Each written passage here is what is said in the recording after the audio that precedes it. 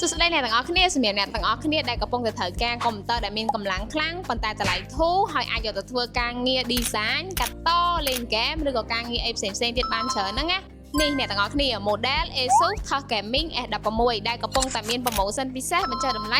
$150ដែល laptop នេះដំណើរការដោយ CPU i7 ចំនួន14 GPU 558G RAM 16GB DDR5 និង storage 1TB Gen 4ចំណែកឯទំហំអេក្រង់វិញ16 inch Full HD+ IPS 165Hz ស្ពេកប៉ុណ្ណឹងណាល្អមែនតើសម្រាប់ការងារ graphic ធ្ងន់ៗអីគឺដឹងតែបានអែមហ្មងមិនមែនមានតែ model មួយហ្នឹងឯអ្នកទាំងអស់គ្នាយើងក៏មានជាមួយនឹង model ផ្សេងទៀតដែលកំពុងតែមានការបញ្ចុះតម្លៃពិសេសដូចគ្នាដូចជា TUF Gaming A16 TUF Gaming A15 ជាមួយនឹង spec 3050 40ទៅតាមតម្រូវការរបស់អ្នកទាំងអស់គ្នាក្រៅពី model TUF យើងក៏មានជាមួយនឹង Asus Gaming V16 spec 3050និង ROG Strix G1650 50ដែលឥឡូវហ្នឹងគឺមានការបញ្ចុះតម្លៃចាប់ពី$50រហូតដល់$150ចុះច្រើនមែនតើអ្នកទាំងអស់គ្នារស់រាន់ឡើងការ promotion ហ្នឹងមានកំណត់សម្រាប់ព័ត៌មានបន្ថែមអ្នកទាំងអស់គ្នាអាចឆាតមកកាន់ Facebook page ឬក៏ Telegram ដែលមាននៅលើវីដេអូនេះស្រាប់បាយបាយ